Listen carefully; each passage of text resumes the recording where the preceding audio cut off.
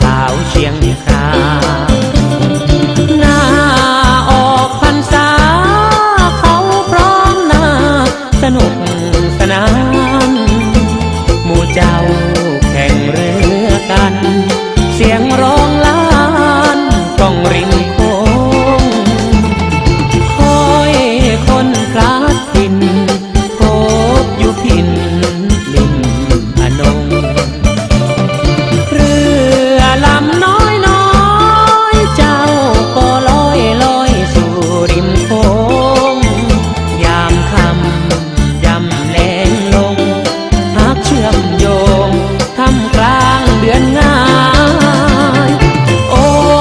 โอ้โอ้ยอดชูเจ้า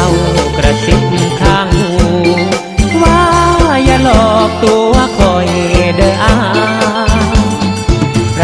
ำรอดอาลัยเจ้าร้องไห้หลั่งน้ำตาเสียงแคนไทยแผ่วดังแจ้วแจ้วเลื่อนลาปลา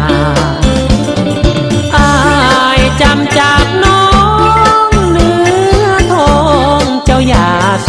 กาปีหน้าอายสิมาร่วมออกพรรษ